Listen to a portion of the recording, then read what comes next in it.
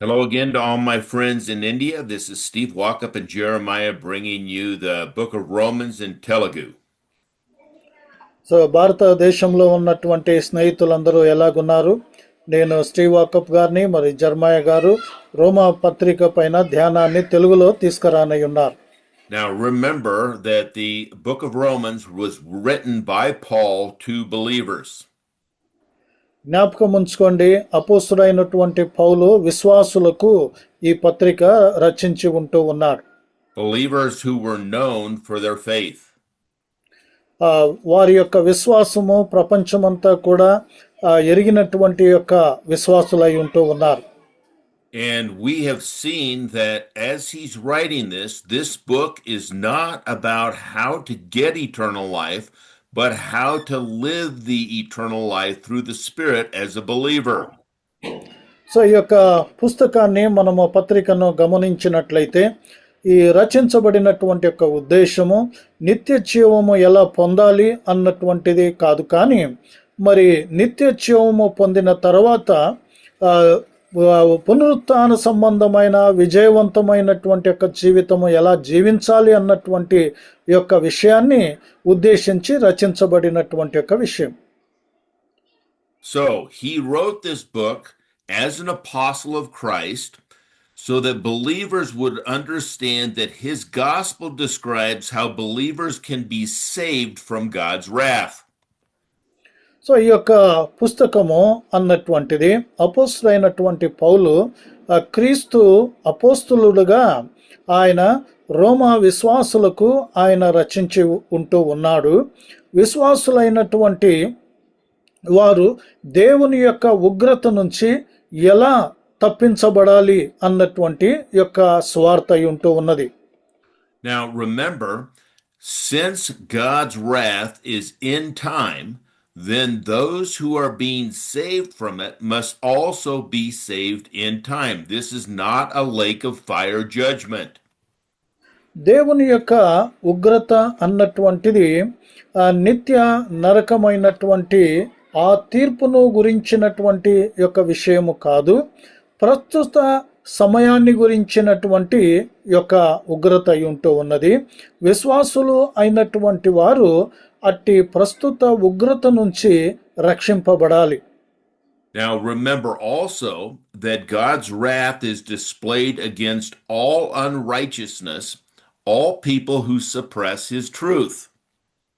ముఖ్యంగా దేవుని యొక్క ఉగ్రత అన్నటువంటిది మరి అనీతివంతులందరికీ కూడా విరోధముగా మరి ఉన్నటువంటి యొక్క విషయం. ఎవరైతే ఆయన యొక్క సత్యాన్ని అనగదొక్కుతారో వాళ్లకు ఆయన ఉగ్రత నిలిచి ఉంటూ ఉన్నది. And as we have seen in the past, believers and unbelievers can suppress God's truth.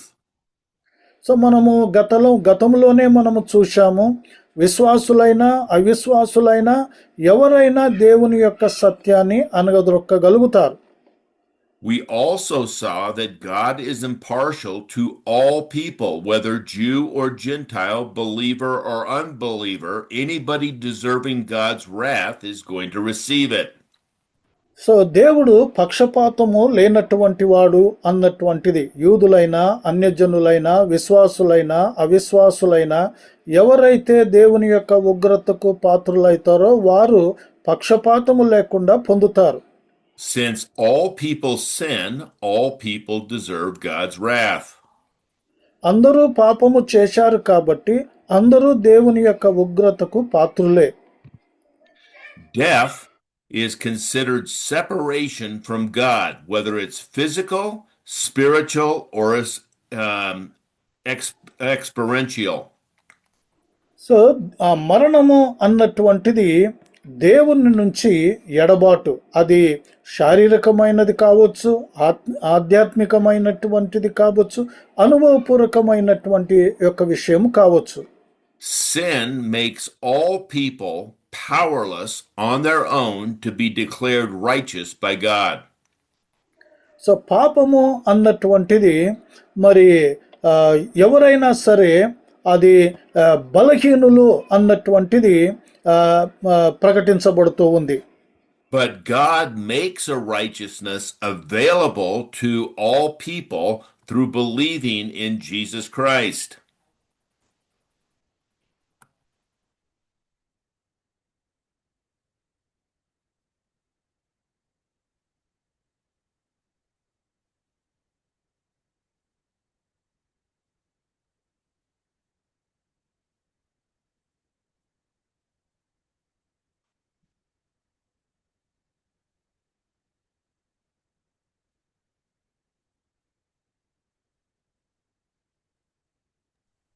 Pastor జర్మే పాస్టర్ గారు. I think we lost Jeremiah for a second. He'll come back on here in a second.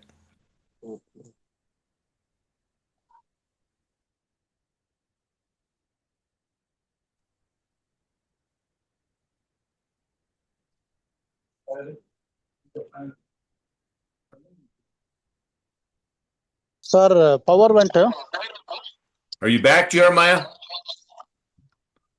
Yeah back Okay. So there are two prerequisites to be able to become justified by God. The first is to have faith in Jesus Christ. So నీతివంతులుగా తీర్చబడటానికి యేసుక్రీస్తునందు విశ్వాసము ఉంచబడాలి. The second is to walk according to the Holy Spirit. రెండోది పరిశుద్ధాత్మ చేత నడిపింపు పొందాలి. Only those who are in Christ, that is, have already believed in Jesus for eternal life, have the Holy Spirit in them. ఎవరైతే యేసుక్రీస్తునందు విశ్వాసం ఉంచారో వారిలో మాత్రమే, విశ్వాసులలో మాత్రమే పరిశుద్ధాత్మ ఉంటున్నది. Since those in the flesh, that is, unbelievers, don't have the Holy Spirit in them, they can't walk according to the Spirit. So ఎవరైతే పరిశుద్ధాత్మ లేదో వారు ఆత్మీయంగా ఆత్మానుసారంగా నడిపింపబడరు. Those in Christ, that is, all of us believers, must decide whether to walk according to the flesh, that is, be dead, as Paul said in chapter 7, or walk according to the Spirit, which is what Paul said being alive is in chapter 8. So మనము 8వ అధ్యాయంలో మనము గమనించినట్లయితే విశ్వాసులైనటువంటి వారు శరీరానుసారంగా జీవించాలా, ఆత్మానుసారంగా జీవించాలా అన్నటువంటి యొక్క నిర్ణయముతో జీవించవలసినటువంటి యొక్క విషయం. The Spirit gives believers life, that is, the ability to please God in our dead bodies right now, so that we can live a life that's pleasing to God. So ఆత్మ విశ్వాసులకు జీవము ఇస్తూ ఉన్నది. మన ఈ యొక్క మృత శరీరమందు దేవుణ్ణి మెప్పించగలిగినటువంటి విషయాన్ని గురించి. Now we are going to be moving into the next section. You see that the C section on the outline was the spiritual victory section. So మనము ముందు భాగానికి మనము వెళుతూ ఉన్నాము. సి సెక్షన్ అన్నటువంటిది ఆత్మీయమైనటువంటి విజయాన్ని గురించినటువంటి యొక్క విషయం. Now, chapters 9 through 11 are not about Gentiles. It's all about the Jewish people and about what God will do with Israel. So 9వ అధ్యాయము నుంచి 11వ అధ్యాయము వరకు అన్యుల గురించి కాదు, కానీ విశ్వాసుల యూదుల యొక్క విషయములో దేవుడు ఏమి చేయబోతాడో ఆ విషయాన్ని ప్రస్తావించబడి ఉంటూ ఉన్నది. And this is very important to understand because people pull passages out of these 3 chapters and make them apply to Gentiles when they are to be applied to the nation of Israel. So పౌలు భక్తుడు ఈ యొక్క విషయాన్ని గురించి యూదుల యొక్క ప్రస్తాపన గురించి అన్యజనులకు మరి వివరించదగినటువంటి యొక్క విషయాన్ని మనం చూస్తాం. So notice that these 3 chapters, the title of this section is Israel will be delivered by God's faithfulness. So ఇక్కడ ఈ 3 అధ్యాయాల్లో యొక్క శీర్షిక ఏమిటనగా దేవుని యొక్క నమ్మకత్వాన్ని బట్టి ఇశ్రాయేలు ప్రజలు విమోచింపబడతారు. Now remember, we have discussed throughout this book that all people are unfaithful to God, but God is faithful in his promises to people. So మనము ఇంతకు ముందే మనము చూశాము, ప్రజలందరూ కూడా దేవునికి అపనమ్మకులుగా మరి ఉంటూ ఉండగా దేవుడు మాత్రము ప్రజలకు తన వాగ్దానానికి, తాను చేసిన వాగ్దానానికి నమ్మకస్తుడుగా ఉండటం అనేటువంటిది చూస్తున్నాం. Okay, so there are 3 sections that we will be looking at in chapter 9.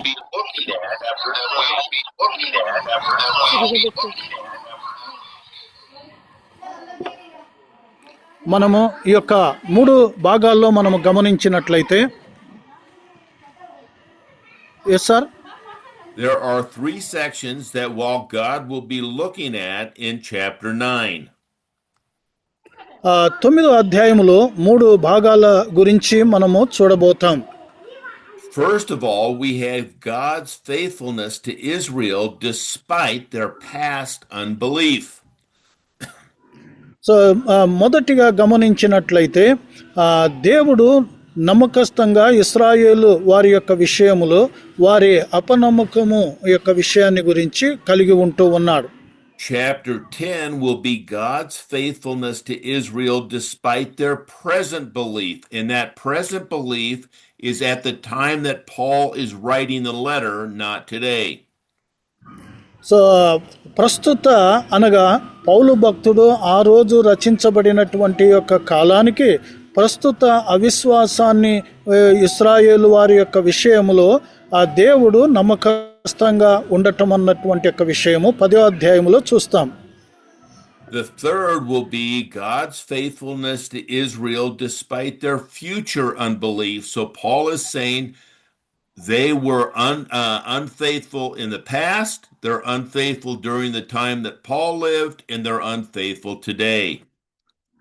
So ఇక్కడ 3 భాగాలు మనము గమనించినట్లయితే 11వ అధ్యాయములో భవిష్యత్తు అవిశ్వాసాన్ని బట్టి కూడా దేవుడు నమ్మకంగా ఉండబోయేటువంటి యొక్క విషయము, అనగా గతములో దేవునికి యూదులు అపనమ్మకులుగా ఉన్నారు, ప్రస్తుతం అనగా పౌలు కాలానికి వాళ్ళు అపనమ్మకులుగా ఉంటూ ఉన్నారు, భవిష్యత్తులో కూడా వారు అపనమ్మకులుగా ఉండబోతారు. Now, in this section, the first thing we're going to see is that Paul grieved over Israel's rejection to God's plan. So ప్రత్యేకంగా దేవుని యొక్క ప్రణాళిక విషయంలో ఇశ్రాయేలు వారు తిరస్కరించబడినటువంటి యొక్క విషయాన్ని పౌలు దుఃఖపడుతూ ఉండటం అనేటువంటిది మనము చూస్తూ ఉన్నాం. The second thing we're going to see is that God's selective grace is part of his plan. So రెండవదిగా గమనించినట్లయితే దేవుని యొక్క ప్రణాళిక మరి ఏర్పాటు యొక్క విషయాన్ని గురించి మనము చూస్తాం.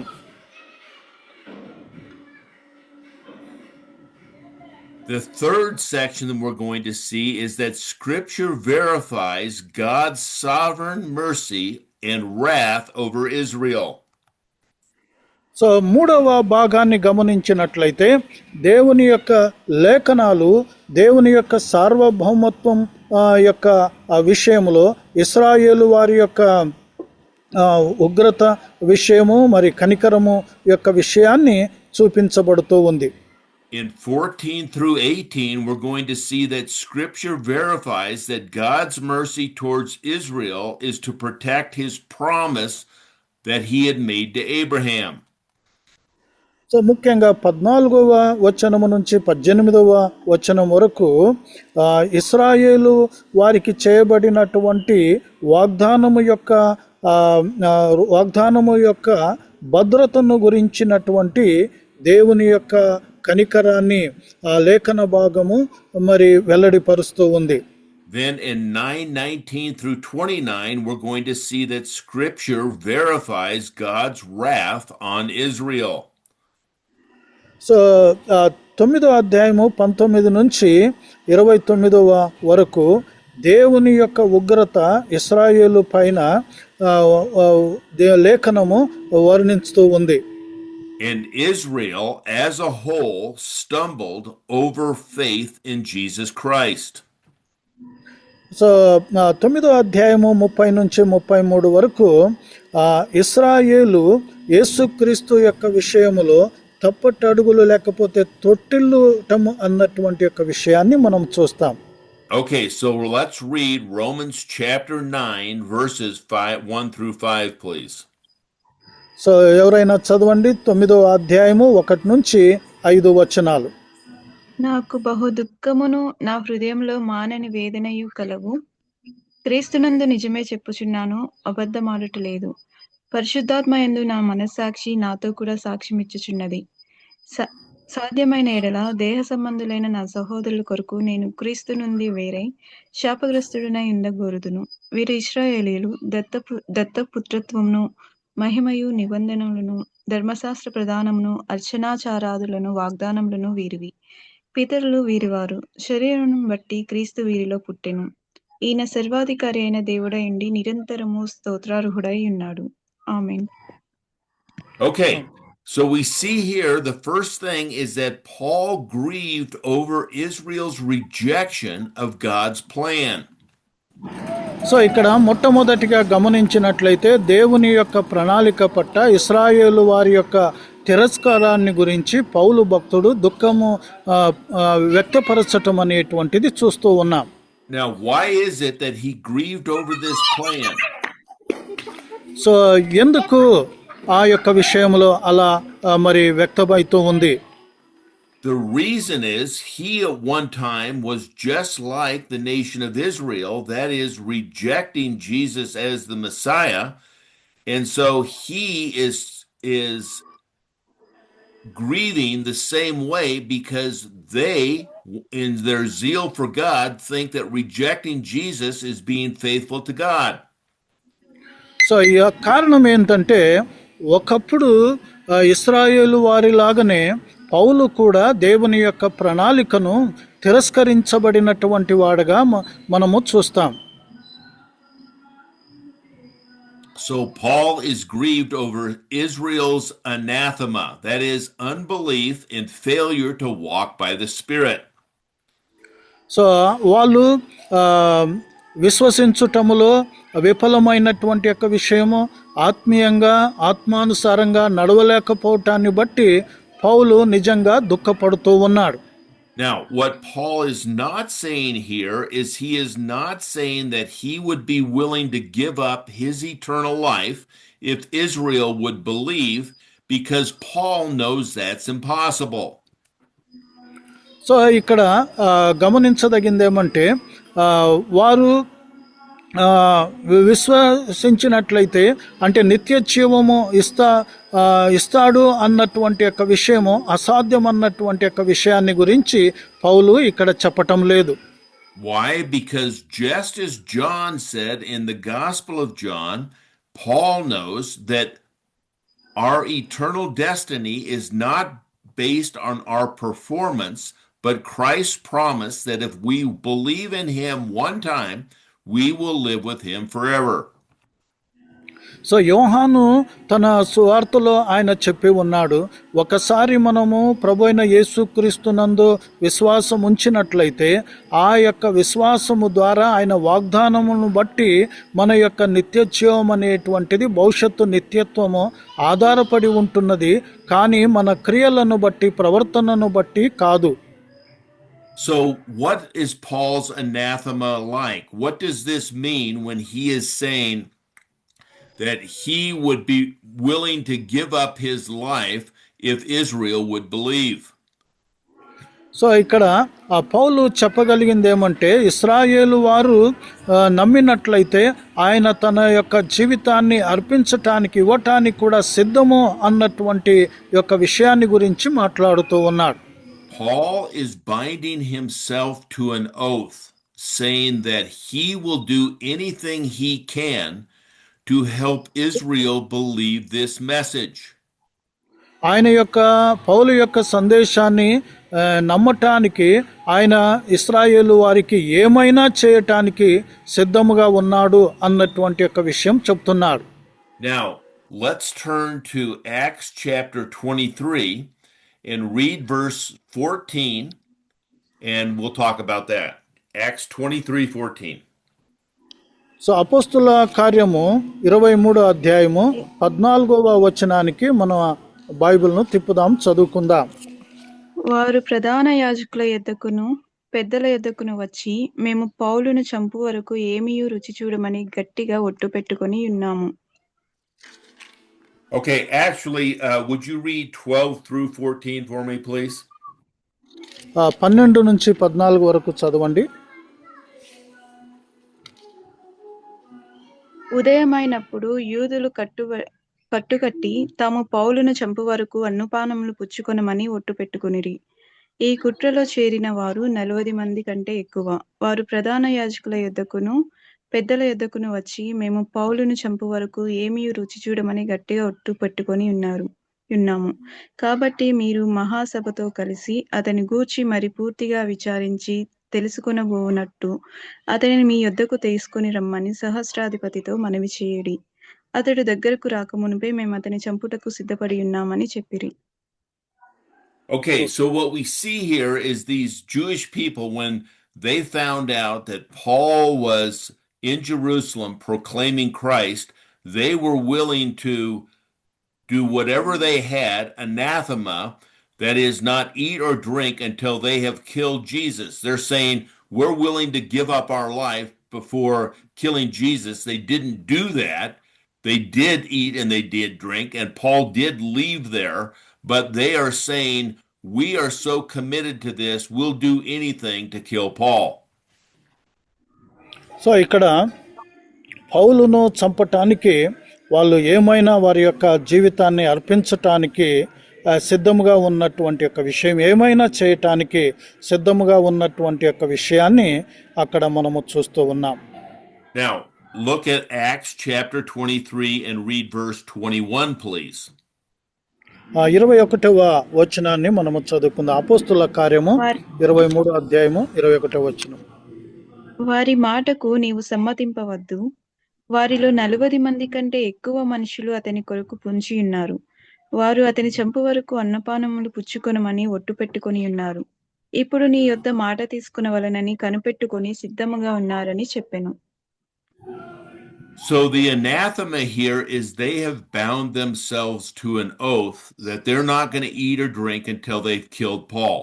Obviously, they didn't do that, but they were saying, we're committed to this.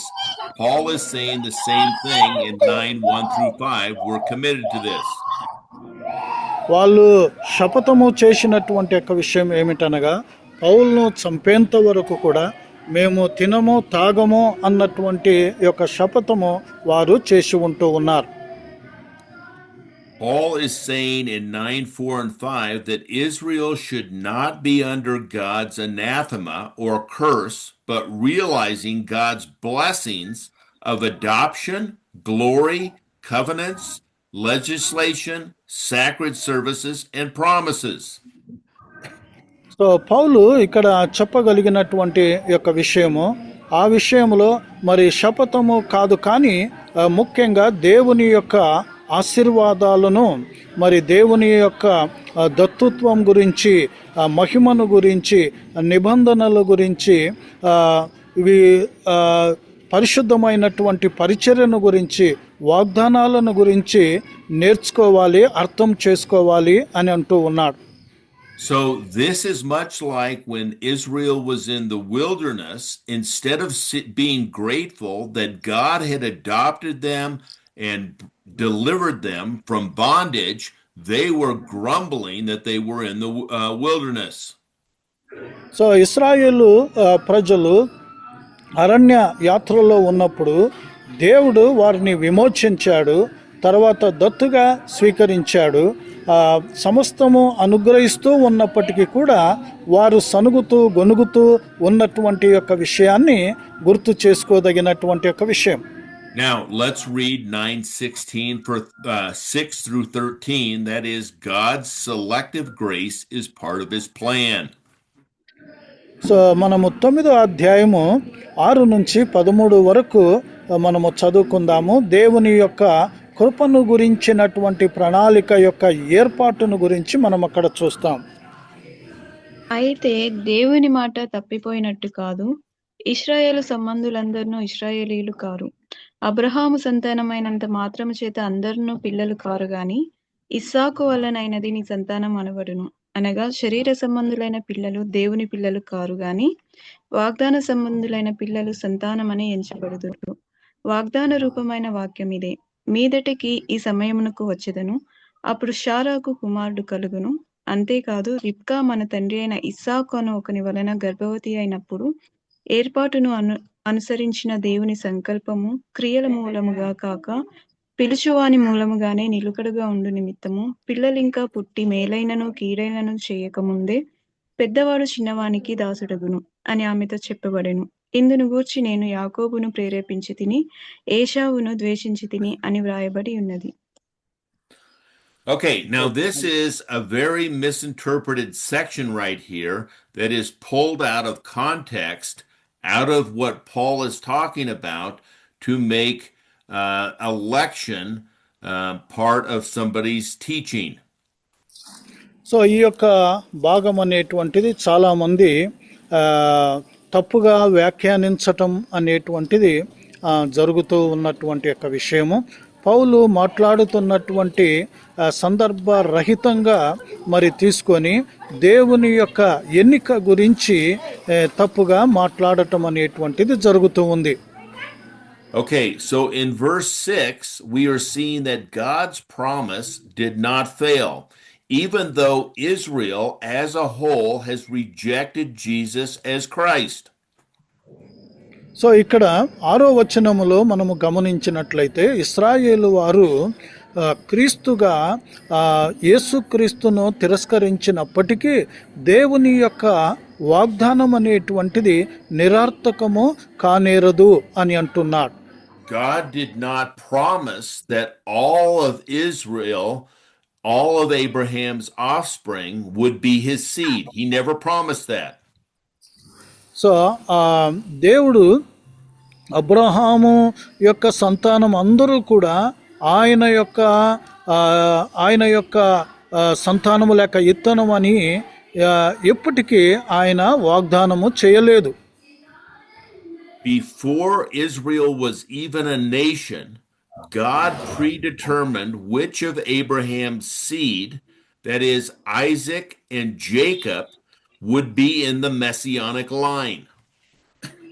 అంటే అబ్రహాముకు దేవుడు ముందుగానే మరి నిర్ణయించబడినటువంటి యొక్క విషయము, అంటే ఒక ఇశ్రాయేలు దేశముగా వారు పుట్టక మునుపు ఇస్సాకు, అబ్రహాము కుమారుడైనటువంటి ఇస్సాకు, ఆయన కుమారుడైనటువంటి యాకోబు సంతానపు వారు మెస్సయ సంతానము వంశముగా ఉంటారన్నటువంటి యొక్క విషయం. Okay, let's turn to Genesis chapter 21 and read verse 12, please. So ఆదికాండము 21వ అధ్యాయము 12వ వచనాన్ని మనము చదువుకుందాం.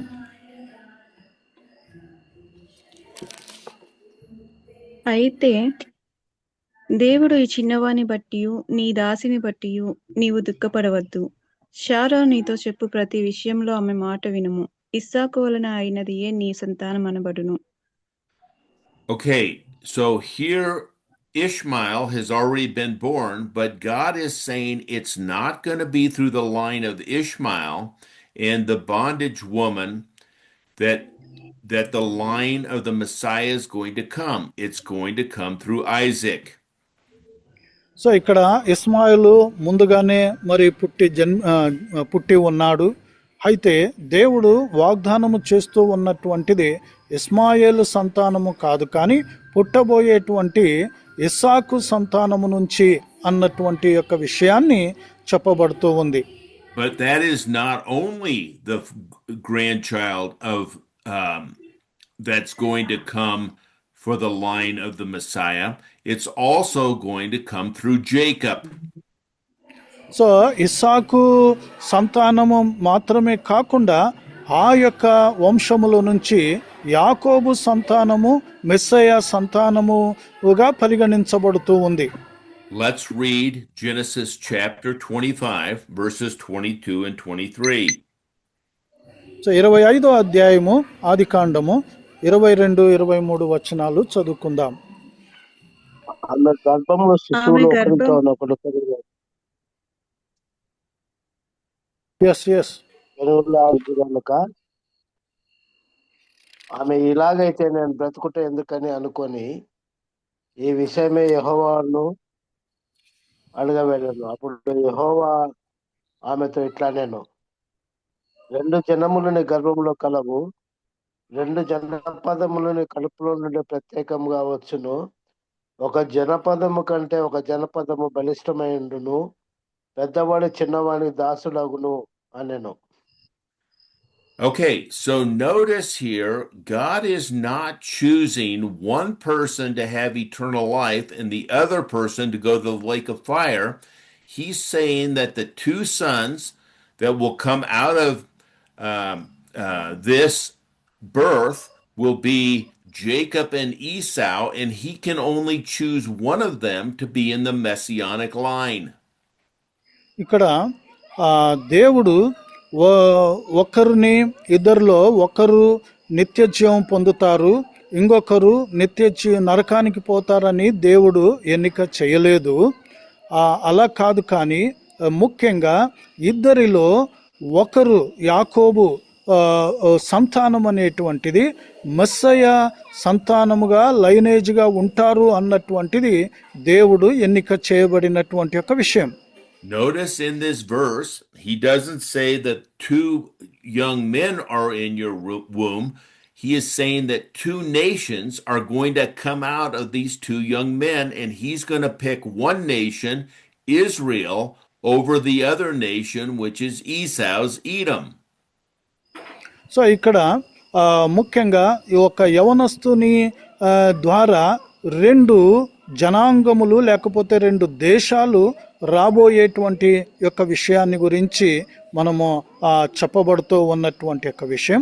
ఆ 2 దేశాలలో యాకోబు దేశము లేకపోతే జనాంగం అనేటువంటిది మెస్సయ రానయున్నటువంటి యొక్క జనాంగముగా దేశముగా పరిగణించబడుతున్నది. Now, many people look at these verses and say what God did was predestine who was going to get eternal life, Jacob, and who wasn't going to get eternal life, Esau, but that's not what he's saying. So కొంతమంది చాలా తప్పుగా వ్యాఖ్యానిస్తారు ఈ లేఖన భాగాలు తీసుకొని. యాకోబు నిత్య జీవాని కొరకు ముందుగానే నిర్ణయించబన్నది, ఏశావు నిత్య నరకము కొరకు ముందుగానే దేవుడు నిర్ణయించాడు అని వ్యాఖ్యానిస్తారు. అది కానే కాదు. Let's turn to Malachi chapter 1 and read verses 1-3. మలాకి గ్రంథము 1వ అధ్యాయము 1-3 వచనాలు మనము చదువుకుందాం. ఇశ్రాయేలును గూర్చి మలాకి ద్వారా పలకబడిన యెహోవా వాక్కు. యెహోవా సెలవిచ్చినదేమనగా, నేను మీ ఎడల ప్రేమ చూపి ఉన్నాను, అయితే మీరు ఏ విషయమందు నీవు మా ఎడల ప్రేమ చూపితివందరు. ఏశావు యాకోబునకు అన్నకాడ, అయితే నేను యాకోబును ప్రేమించితిని. ఇదే యెహోవా వాక్కు. ఏశావును ద్వేషించి అతని పర్వతములను పాడు చేసి అతని స్వాస్థ్యమును అరణ్యమందున్న నక్కల పాలు చేస్తుంది. Notice here that it's not in Genesis where God says, Jacob I loved and Esau I hated when they were 2 children. It's when they have been 2 nations at the end of Malachi after they have grown into these mighty nations. So ఇక్కడ ఆది కాండములో వాళ్ళు చిన్న పిల్లలుగా ఉన్నప్పుడు మాట్లాడబడినటువంటి యొక్క విషయము, నేను యాకోబును ప్రేమించి తిని ఏషావును నేను ద్వేషించి తిని అన్నటువంటి యొక్క విషయాన్ని మనం చూస్తాము.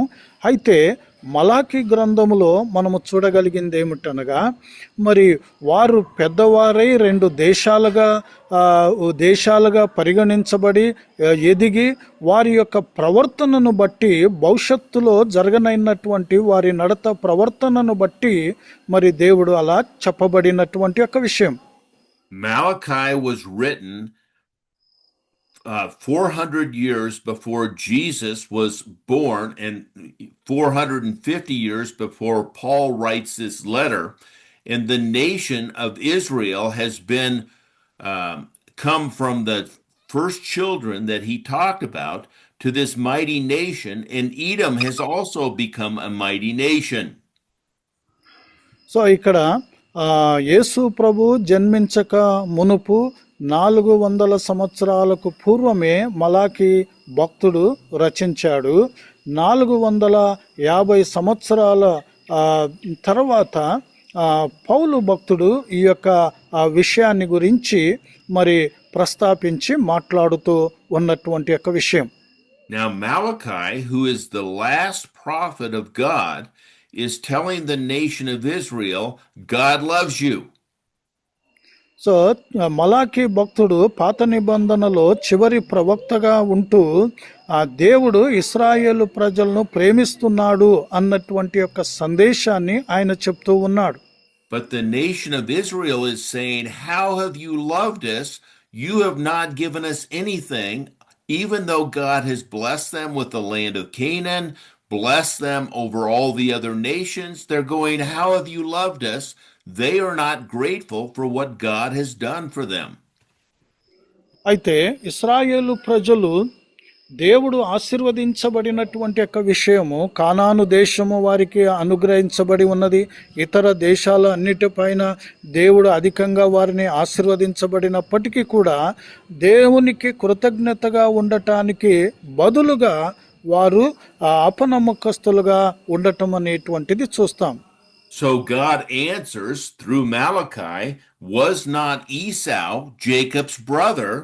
And how have I loved you, Jacob's brother, that is the nation of Israel, over Esau and the Edomites? They live in the mountains, in the hills, on the rocky cliffs, and you have this luscious land of Canaan that I have given you. I have showed you how much I love you more than Edom. So ఇక్కడ ఏషావు యొక్క విషయంలో మీకంటే ఏషావు కంటే మేము మిమ్మలను అధికంగా ప్రేమించి తిని అని దేవుడు వివరించి చెప్తూ ఉన్నాడు. వారు కొండల్లో పర్వతములో అలాంటి ప్రాంతాలు ఏషావుకు ఇవ్వబడినప్పటికీ మీకైతే పాలు తేనెలు ప్రవచించగలిగిన సమతలమైనటువంటి మంచి భూమిని ఇచ్చి ఈ విధంగా ఆశీర్వదించినటువంటి యొక్క విషయాన్ని వర్ణించి చెప్తూ ఉన్నాడు. Now God did bless Esau in that he made him and his children a mighty nation. He had many, many children and grandchildren, and he gave them an area to live and protected them. But their area was a wasteland compared to what he gave Jacob and Jacob's descendants in Canaan. So ఇక్కడ ముఖ్యంగా ఏషావు సంతానమును దేవుడు ఆశీర్వదించాడు, వారిని కాపాడాడు, వారిని భద్రపరిచాడు. వేరే జనాంగము వేరే జాతులకు పోల్చినట్లయితే వారిని ఆశీర్వదించి గొప్పగా చేయబడినటువంటి యొక్క విషయము.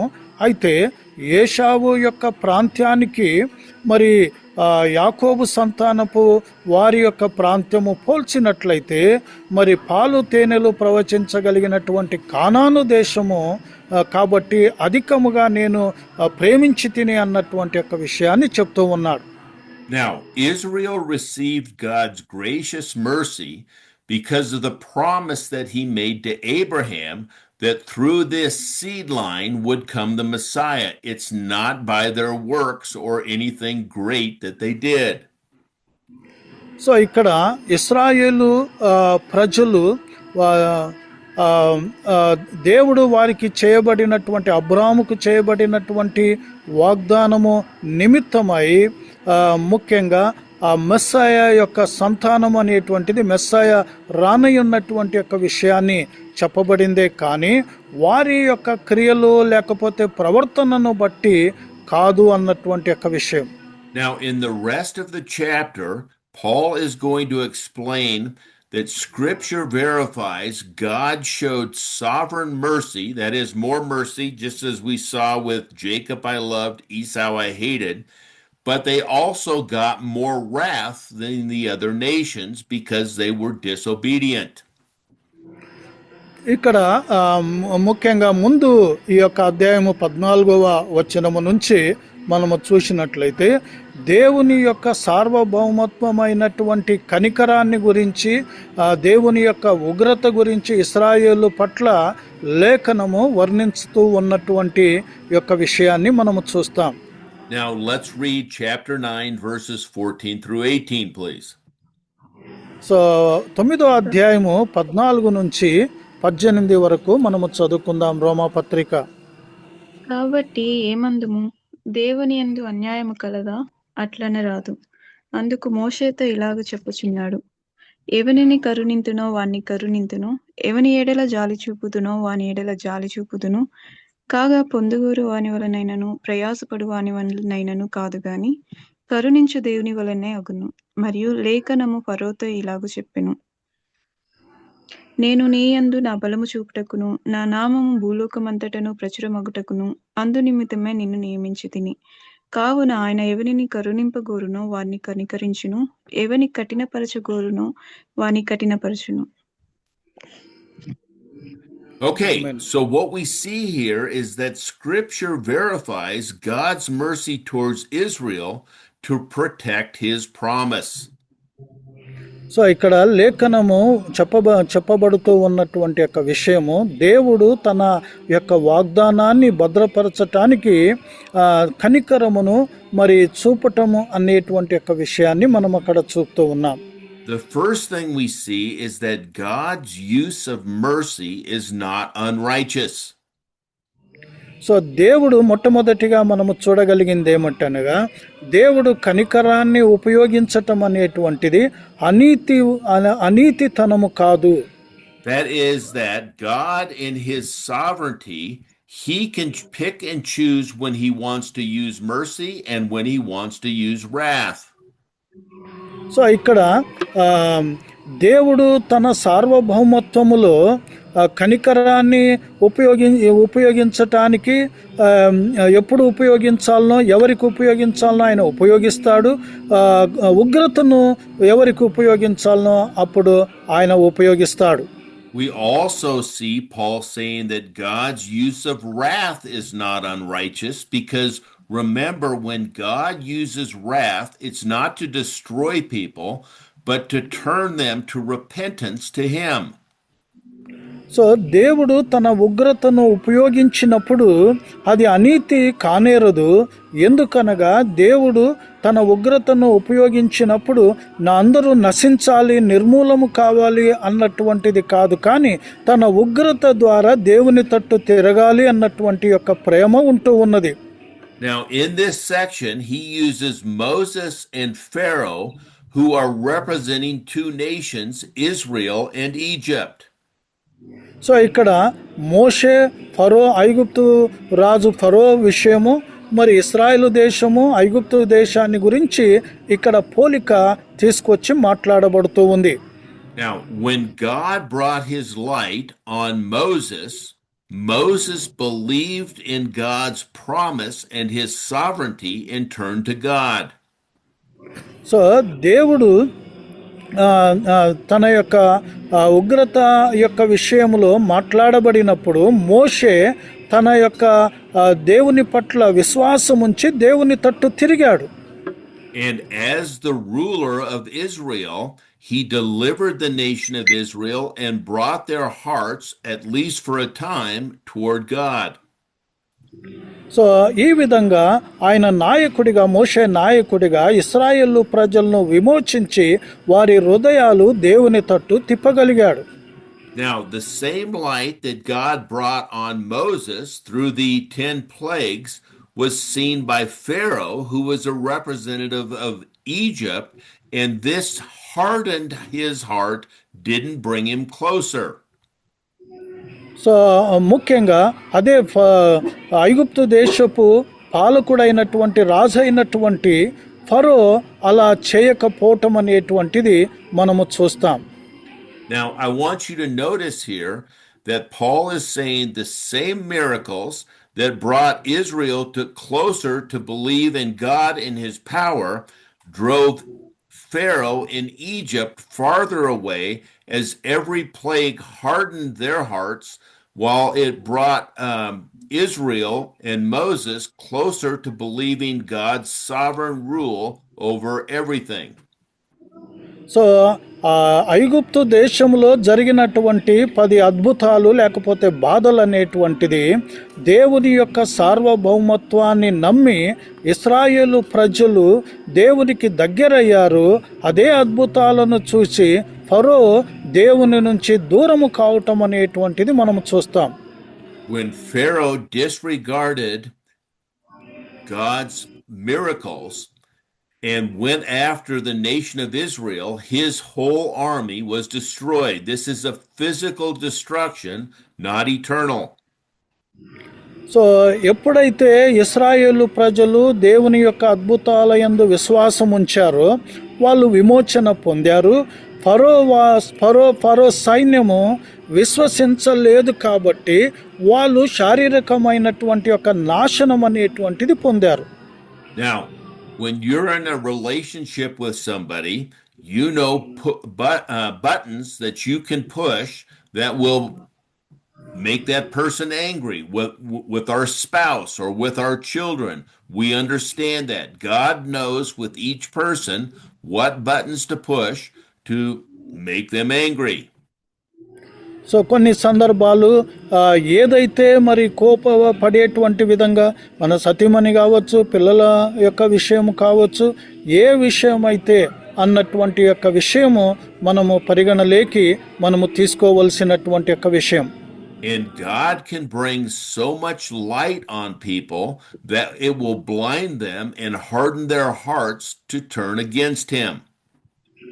సో దేవుడు ఎప్పుడైతే వెలుగును మరి తీసుకొచ్చినప్పుడు ప్రజలు తమ హృదయాలను మరి కఠినపరుచుకుంటారో అప్పుడు దేవుడు తన యొక్క ఉగ్రతను మరి తీర్పును కుమ్మరించగలిగినటువంటి వాడుగా ఉంటాడు.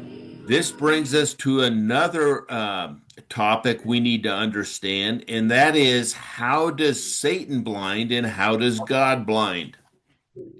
సో ఏ విధంగా ఈ యొక్క విషయము మరి యొక్క విషయముగా మరి సబ్జెక్టుగా అర్థం చేసుకోగలిగినటువంటిది, సాతాను ఎలా అంధత్వము కలుగ చేస్తాడు, దేవుడు ఎలా అంధత్వాన్ని కలుగ చేస్తాడు అన్నటువంటి యొక్క విషయాన్ని అర్థం చేసుకోవాలి. Let's turn to 2 Corinthians chapter 4 and read verses 3 through 5. So 2 కొరింథీ 4వ అధ్యాయము 3 నుంచి 5 వచనాలు మనము చదువుకుందాం. మా సువార్త మరుగు చేయబడిన ఎడల నశించుచున్న వారి విషయంలోనే మరుగు చేయబడి ఉన్నది. దేవుని స్వరూపి అయి ఉన్న క్రీస్తు మహిమను కనపరచు సువార్త ప్రకాశము వారికి ప్రకాశింపకుండు నిమిత్తము ఈ యుగ సంబంధమైన దేవత అవిశ్వాసులైన వారి మనోనేత్రములకు గ్రుడ్డితనము కలుగజేసెను. Now, if you don't know these verses, these are very important verses to understand, because if you understand these verses, you understand that God does not predestine people to believe or not believe for eternal life. So ఇక్కడ ప్రత్యేకంగా చాలా ప్రాముఖ్యమైనటువంటి యొక్క విషయాలు, వచనాలు, వీటిను మరి ఎరగాలి, మరి అర్థము చేసుకోవాలి అన్నటువంటి యొక్క విషయము మరి మనము చూడగలిగినటువంటిది. Now, look what Paul's saying to the Corinthians here. First of all, God's gospel, when it's veiled, is veiled by the God of this world, that is Satan, who is trying to blind people from the light of the message of Christ. So ఇక్కడ పౌలు కొరింథీ సంఘానికి సంఘస్థులకు ఆయన చెప్తూ ఉన్నటువంటి యొక్క విషయము ఏమిటనగా, దేవుడు సువార్త అన్నటువంటి యొక్క సత్యాన్ని ప్రకటింపబడినప్పుడు, ఆ వెలుగును మరి తెచ్చినప్పుడు సాతాను మరి ఆ అంధత్వం అర్థము చేసుకోకుండా సాతాను గుడ్డితనము కలుగచేయగలిగినటువంటి యొక్క విషయాన్ని చెప్పబడుతూ ఉంది. Because Satan knows if God's light, that is the message of Christ, shines on people, they'll believe it and change their eternal destiny from the lake of fire to living in God's kingdom forever. So సాతానుకు తెలుసు, దేవుని సువార్త వెలుగు ఎప్పుడైతే ప్రజలపైన ప్రకాశింపబడుతుందో అప్పుడు ప్రజలు యేసుక్రీస్తునందు విశ్వసిస్తారు, నిత్యజీవం పొందుతారు, వారి గమ్యం అనేటువంటిది మార్చబడుతుంది, వారు దేవుని యొక్క రాజ్యములో శాశ్వతంగా ఉంటారు. So if God had predestined who would believe in him for eternal life and who wouldn't, why would Satan try to blind people? Because they've already been predetermined whether they're going to be in the kingdom of God or the lake of fire. No, Satan knows that people must believe. God hasn't predestined them. He predestined that people would come to believe in him through the message of Christ. So దేవుడు నిత్య జీవము పొందటానికి ఎవరినైతే దేవుడు ముందుగానే నిర్ణయించారో వారికి సువార్త వినిపించబడినప్పుడు వారు విశ్వాసములోకి వచ్చి మారుతారు అన్నటువంటి యొక్క విషయాన్ని సాతాను ఎరిగి ఆ విషయములో మరి అడ్డుకోవటం అనేటువంటిది లేకపోతే అంధత్వము కలుగ చేయటం అనేటువంటిది ప్రయత్నిస్తాడు. So Satan blinds people by putting a veil over their eyes. That is, he entices them with the things of this temporal world so they don't want to listen to the message of Christ and believe in the coming kingdom of God. సాతాను వారి యొక్క నేత్రాలకు తెర అనేటువంటిది, ముసుగు అనేటువంటిది ఆయన వేస్తాడు. లోక సంబంధమైనటువంటి యొక్క వైభవాన్ని, సిరి సంపదలను చూపించి ఆత్మ సంబంధమైనటువంటి యొక్క విషయాలు ఆలోచించకుండా, గ్రహించకుండా చేయగలిగినటువంటి యొక్క ప్రయత్నం. But God blinds differently. He doesn't put a veil over. He brings so much light that people reject his message, not because they have a veil over it, but because the light is so bright. So ఇక్కడ ఆ దేవుడు చాలా వెలుగుగా, ప్రకాశమయంగా మరి తన కార్యాన్ని, ప్రకాశాన్ని మరి ప్రకాశింప చేస్తాడు. సాతాను యొక్క ముసుగు అనేటువంటిది మరి పనికి రాకుండా చేయగలిగినటువంటి యొక్క విషయాన్ని మనం చూస్తాం. This is why Jesus told all the cities around Galilee, they have seen a great light. That is, they had more light than anybody else has ever seen because the Messiah was living with him. They would have a harsher judgment. యేసు ప్రభు గలిలాయ ప్రాంతములో ఉన్నటువంటి ప్రజలతో ఆయన మాట్లాడుతూ అదే చెప్పాడు, వేరే వాళ్లకు లేనటువంటి యొక్క వెలుగును మరి గలిలాయ వారు మరి చూడగలిగారు అన్నటువంటి యొక్క విషయం. ఎందుకనగా మెస్సయ్యనే అక్కడ ఉండి మరి ఆ వెలుగుకు కారణమైనటువంటి యొక్క విషయాన్ని చూస్తాం. Now let's read Romans 9:19 through 29, please. So 19వ వచనము నుంచి 29 వరకు మనము చదువుకుందాం. రోమా పత్రిక 9వ అధ్యాయం. ఆయన చిత్తమును ఎదిరించిన వాడు అని నీవు నాతో చెప్పుదు. అవును గాని ఓ మనుషుడా, దేవునికి ఎదురు చెప్పుటకు నువ్వు ఎవడవు? నన్నెందుకు ఇలాగ చేసుకొని రూపింపబడినది?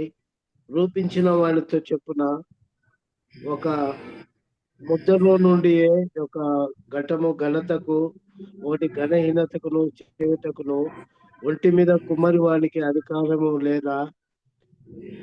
అలాగూ దేవుడు తన ఉగ్రతను అగుపరచుటకును తన ప్రభావం చూపుటకును ఇచ్చేయించిన వాడై నాశనమునకు సిద్ధపడి ఉగ్రత పాత్రమైన ఘటమును ఆయన బహు దీర్ఘశాంతంతో నశించిననేమి. మరియు మహిమ పొందుటకు ఆయన ముందుగా సిద్ధపరిచిన కరుణాపాత్ర ఘటముల ఎడల, అనగా యూదుల నుండి మాత్రం కాక అన్యజనుల నుండి ఆయన పిలిచిన మన ఎడల మన మహిమైశ్వర్యము కనుపరచవలెనని నిర్ణయమే. 29 వరకు. ఆ ప్రకారం నా ప్రజలు కాని వారికి నా ప్రజలనియు, ప్రియులు కాని వానికి ప్రియురాలని పేరు పెట్టుదును. మరియు జరుగునదేమనగా, మీరు నా ప్రజలు కాలని ఏ చోటను వారితో చెప్పబడునో ఆ చోటనే జీవము గల దేవుని కుమారులనికి వారికి పేరు పెట్టుబడును అని హోసేయాలో ఆయన చెప్పుచున్నాడు.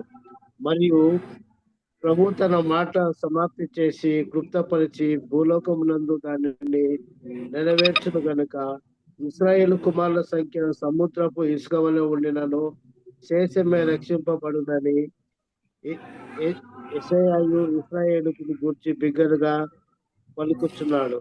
మరియు యెషయా ముందు చెప్పడం ప్రకారము సైన్యములకు అధిపతి ప్రభువు మనకు సంతానము శేషింప చేయకపోయిన ఎడల సొదొమ వలె నగుదుము, గొమొర్రాను పోలి ఉందము. Okay, so in 19 through 22, we see that God has every right to bring his wrath on anyone. So మనము 19వ వచనము నుంచి 22 వచనాల వరకు మనము గమనించినట్లయితే దేవుడు తన ఉగ్రతను ఎవరిపైకైనా కూడా తీసుకురావటానికి ఆయనకు అధికారం ఉన్నటువంటిది, హక్కు ఉన్నటువంటి యొక్క విషయాన్ని చూస్తాం. God also has every right to bring his glory on the vessels of mercy. So అదే విధంగా ఆయన కనికరమును కానీ మరి మహిమను కానీ తీసుకురావటానికి సర్వ హక్కులు, అధికారము దేవుడు కలిగి ఉంటూ ఉన్నాడు.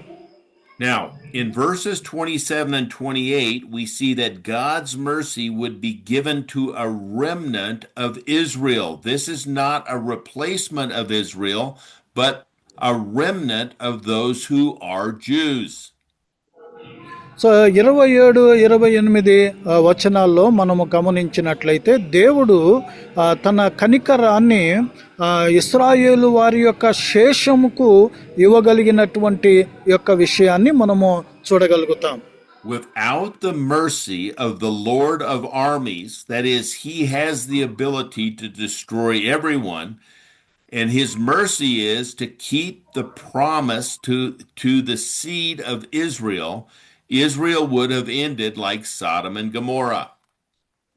సో దేవుడు ఎవరినైనా నాశనము చేయటానికి ఆయనకు హక్కు, అధికారము ఉంటూ ఉన్నప్పటికీ కూడా ఇశ్రాయేలు వారి యొక్క విషయములో దేవుడు కనికరము కలిగి ఉన్నాడు.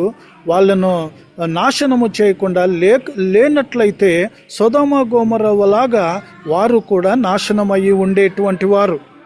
Notice this is all talking about physical destruction, not eternal destruction. So పౌలు గమనించదగినటువంటి యొక్క విషయం ఏమిటనగా, పౌలు మాట్లాడుతూ ఉన్నటువంటిదంతా కూడా శరీర సంబంధమైనటువంటి యొక్క నాశనము గురించి మాట్లాడుతున్నాడే కానీ ఆత్మ సంబంధమైన నిత్య నాశనాన్ని గురించి ఆయన మాట్లాడటం లేదు. Now, in verse 20, we see that the potter, God, creates and uses vessels, both individual and nations, to display his wealth and his power. So ఇక్కడ 20వ వచనములో గమనించినట్లయితే దేవుడు ఒక సృష్టికర్తగా ఆయన వ్యక్తులను కానీ వ్యక్తిగతంగా కానీ దేశములుగా కానీ ఆయన సృష్టిస్తాడు. ఆయన మహిమ కొరకు మరి ఆయన ఉపయోగించగలిగినటువంటి యొక్క విషయాన్ని మనము చూస్తాం. In verse 22, we see that God uses vessels of wrath that are made for destruction to show his power. So దేవుడు 22వ వచనంలో తన శక్తిని ప్రదర్శించటానికి, నాశనము చేయటానికి దేవుడు తన ఉగ్రత అన్నటువంటి యొక్క పాత్రను ఉపయోగించటం అనేటువంటిది మనము చూస్తాం. After enduring much patience, God used vessels of wrath to make his power known. So దేవుడు చాలా దీర్ఘంగా ఓపిక, సహనము కలిగిన తర్వాత ఆ దేవుడు తన ఉగ్రత అనేటువంటి యొక్క పాత్రను ఉపయోగించి తన శక్తి ఏందో ఆయన చూపించగలుగుతాడు. Pharaoh was an example of the vessel of wrath God raised to make known his power. So ఫరో యొక్క విషయములో ఒక మంచి ఉదాహరణగా మనము చూడగలుగుతాము. దేవుడు తన యొక్క ఉగ్రత పాత్రగా మరి ఉపయోగించటం అన్నటువంటిది తన శక్తి ఏందో ఆయన చూపించగలగటం అనేటువంటిది చూస్తాం. Now, why is Pharaoh a vessel of God's wrath? Because Pharaoh tried to suppress God's truth and power. Every time God did one of the plagues, Pharaoh denied it and tried to suppress it. So ఎందుకు అనగా ప్రతిసారి ఫరో దేవుని యొక్క సత్యమును తిరస్కరించి అనగదొక్కటం అనేటువంటిది జరిగినటువంటి యొక్క విషయము. ప్రతి సందేశము ప్రతి అద్భుతాల యొక్క విషయములో ఫరో తిరస్కరించాడు కాబట్టి తన యొక్క ఉగ్రత ద్వారా మరి తన శక్తిని ప్రదర్శించటం చూస్తాం.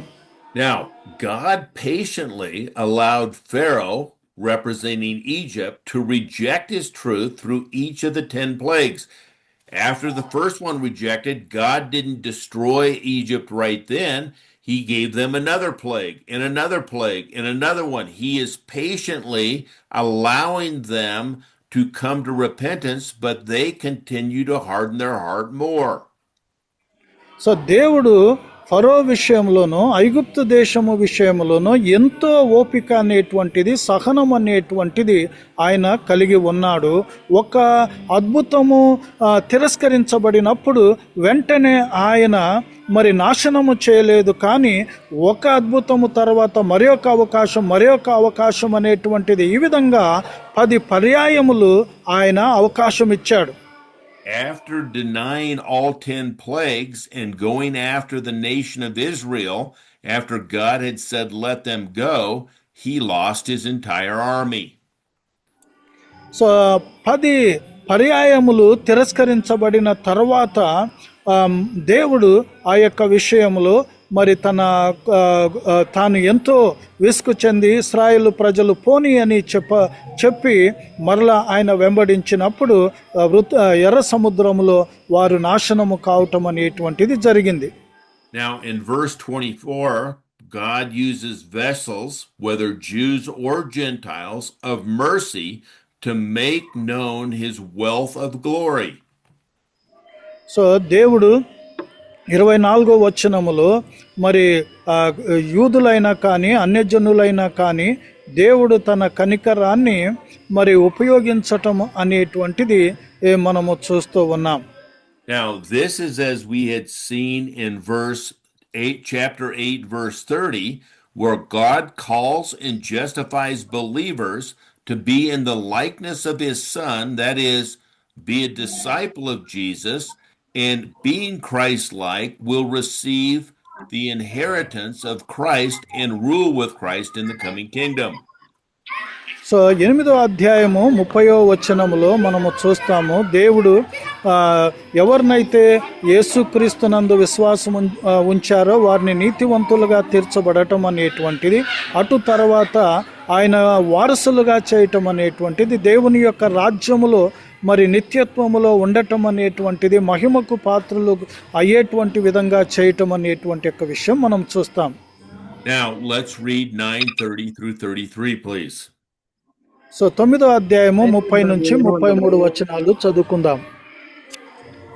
అట్లయితే మనం ఏమందము, నీతిని వెంటాడిన అనుజనులు నీతిని అనగా విశ్వాసం మూలమైన నీతిని పొందిరి.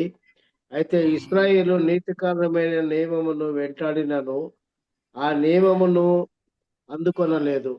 వారు ఎందుకు అందుకొనలేదు? వారి విశ్వాస మూలముగా కాక క్రియల మూలముగానైనట్లు దానిని వెంటాడిది. ఇదిగో నేను అడ్డురాతిని అడ్డుపడ్డను, సియోనులో స్థాపించున్నాను.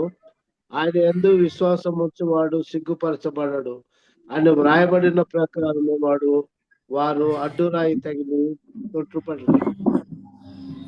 Okay, so Paul says only those accepting righteousness through faith in Christ Even Gentiles, doesn't have to be a Jew, will obtain it. So ఇక్కడ ఆ, ఆ, యూదులు మాత్రమే కాదు, యేసుక్రీస్తునందు విశ్వాసం ఉంచినటువంటి అన్యులు కూడా ఆ నీతిని, వారు నిత్య జీవాన్ని పొందగలుగుతారు. All people, Jew or Gentile, who pursue righteousness through works to please God on their own will stumble on the stone of Christ. So ఆ ప్రజలందరూ కూడా అన్నటువంటి యొక్క విషయము, సో నీతి ద్వారా, విశ్వాసము ద్వారా అన్నటువంటి యొక్క విషయం, నీతిని పొందటం అనేటువంటిది క్రియల మూలకంగా కాదు అన్నటువంటి యొక్క విషయం చూస్తాం. Notice that Paul is saying here, those pursuing God by any means other than righteousness through faith in Jesus Christ will stumble and not obtain God's righteousness. So గమనించదగినటువంటి యొక్క విషయము ఏమిటనగా, మరి విశ్వాసము, యేసుక్రీస్తునందు విశ్వాసము ద్వారా కాకుండా మరి క్రియల ద్వారా నీతిని పొందటానికి ప్రయత్నించగలిగినటువంటి వారు త్రొట్టిల్లుదురు అన్నటువంటి యొక్క విషయాన్ని మనము చూస్తాం. Thus, those who are justified by faith shall live, that is, live a life that's pleasing to God. So విశ్వాసము ద్వారా ఎవరైతే నీతివంతులుగా తీర్చబడతారో వారు దేవుణ్ణి మెప్పించగలుగుతారు. Okay, so let's review what we've seen in chapter 9. Do Old Testament verses in Romans 9 illustrate God choosing people for service, like Moses, or for eternal life? So ఇక్కడ మనము ఈ 9వ అధ్యాయాన్ని మరలా మనము పునరావర్తన చేసుకుందాము. ముఖ్యంగా సేవ కొరకు, పరిచర్య కొరకు దేవుడు ఎన్నిక చేయటము అన్నటువంటి యొక్క విషయము, లేకపోతే నిత్య జీవము యొక్క విషయంలో ఎన్నిక చేయటం అనేటువంటి యొక్క విషయం. We saw in Genesis 18:10 that even though Abraham had a son, Ishmael, through Hagar, he also would have a son, Isaac, through Sarah. So మనము ఆదికాండము 18వ అధ్యాయము 10వ వచనంలో మనము గమనించినట్లయితే, సారా ద్వారా మరి ఇస్సాకును కలిగి ఉండేటువంటి యొక్క విషయము, మరి ఆగారు ద్వారా ఇస్మాయేలు యొక్క విషయము కూడా మనము చూస్తాం. In Genesis 25:23, there were two people in Rebekah's womb, and they were Jacob and Esau, and they were two nations that were in the womb. The older would serve the younger, that is, Esau would serve Jacob. So మనం ఆదికాండము 25-23లో మనము చూస్తాము, Rebecca యొక్క సంతానములో గమనించినట్లయితే రెండు దేశాలు, యాకోబు, ఏశావు అన్నటువంటిది, మరి పెద్దవాడు చిన్నవానికి సేవ చేయును అన్నటువంటి యొక్క విషయాన్ని అక్కడ ప్రస్తావించబడి ఉంటూ ఉన్నది. In Exodus 33:19, God told Moses he would show mercy to whom he would show mercy, and he would show wrath to whom he'd show wrath. So ఆ విమోచన కాండము, నిర్గమ కాండము 33వ అధ్యాయము 19వ వచనములో దేవుడు ఎవరికైతే కనికరము చూపుతాడో వారు కనికరము చూపబడును అనేటువంటి యొక్క విషయము, తర్వాత ఉగ్రత విషయంలో కూడా అలాగే చెప్పబడి ఉంటూ ఉన్నది. In Hosea 1:10, he said, I will call them my people who are not my people. So ఇక్కడ హోషేయ గ్రంథము 1వ అధ్యాయము 10వ వచనములో, నేను వారిని నా ప్రజలు అని నేను పిలుస్తాను, నా ప్రజలు కానటువంటి వారిని నా ప్రజలు అని పిలుస్తాను అంటున్నాడు. In Malachi 1:2 and 3, Paul referred to Jacob I loved, Esau I hated. So మలాకి గ్రంథము 1వ అధ్యాయము 2-3 వచనాల్లో యాకోబును నేను ప్రేమించి తిని, ఏశావును నేను ద్వేషించి తిని అని చెప్తూ ఉన్నాడు. In Isaiah chapter 1 verse 9 and 10:23, unless the Lord of armies had left a remnant, we would have been like Sodom and Gomorrah. So యెషయా గ్రంథము 1వ అధ్యాయము 9వ వచనము 10వ అధ్యాయము యొక్క విషయంలో 23వ వచనములో మరి దేవుని యొక్క సైన్యం అనేటువంటిది రక్షింప లేకపోయినట్లయితే మేము సొదొమ గొమొర్రా లాగా నశించి ఉండేటువంటి వారము అని చెప్పబడుతూ ఉంది. All of these Old Testament verses that Paul refers to in chapter 9 are illustrating God choosing nations, not individuals. So ఇక్కడ ఈ పాత నిబంధన వచనాలన్నీ కూడా రెఫరెన్సులన్నీ కూడా పౌలు 9వ అధ్యాయములో మరి ఉదాహరణగా మరి ప్రస్తాపించి మాట్లాడుతూ మరి 2 దేశాల గురించి ఆయన మాట్లాడుతున్నాడే.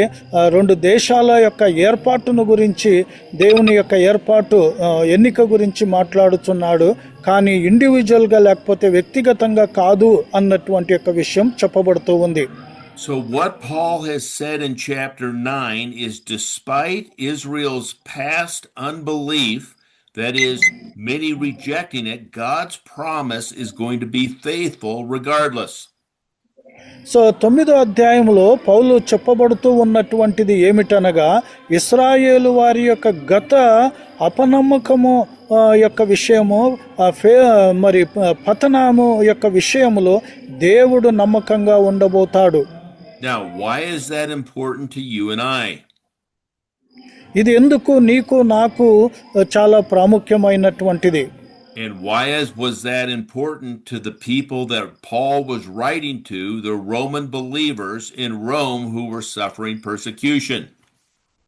సో రోమాలో ఉన్నటువంటి విశ్వాసులు శ్రమల పాలైనటువంటి వారికి ఎందుకు ఈ సందేశం అనేటువంటిది పౌలు రాసి చెప్పవలసి వచ్చినటువంటి ఒక విషయం? God will be faithful to all of his promises despite the world's unbelief. So ఇక్కడ పౌలు యొక్క సందేశం ఏమిటనగా, ప్రజలు మరి విఫలమైనప్పటికీ కూడా దేవుడు తాను చేయబడినటువంటి యొక్క వాగ్దానాల యొక్క విషయంలో నమ్మకస్తుగా ఉండబోతాడు అన్నటువంటిది. Paul is saying, despite anything going on in this world, the rejection of God's plan is going to happen. So ఈ లోకములో మరి ఏది ఏమైనప్పటికీ దేవుని యొక్క ప్రణాళిక తిరస్కారము చేయబడినప్పటికీ కూడా దేవుని యొక్క ప్రణాళిక అనేటువంటిది నిరర్థకము కాదు, అది తప్పనిసరిగా నెరవేరబోతుంది, జరుగుతుంది. Let us pray. ప్రార్థించుకుందాం. Father God, we thank you for Paul and his letter to the Romans so that we know you are faithful despite unfaithfulness in this world. పరలోకమందున్న తండ్రి, పౌలు ప్రత్యేకంగా రోమా పత్రిక యొక్క విషయంలో ప్రజలకు రచించినటువంటి యొక్క విషయానికి బట్టి నీకు వందనాలు, స్తుతులు, స్తోత్రాలు.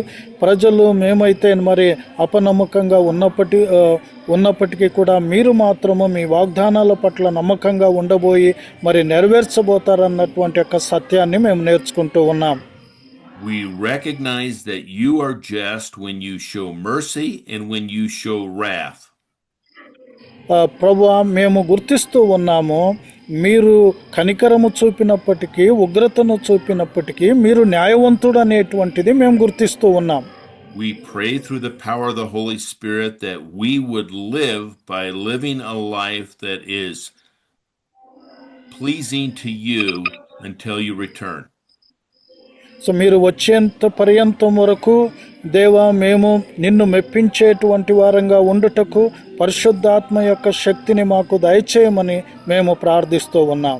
We pray this in Jesus' name. Amen. యేసుక్రీస్తు నామములో ప్రార్థిస్తున్నాము తండ్రి. ఆమేన్. Thank you. God bless you, and we will see you next week. Okay, thank you, sir. Thank you.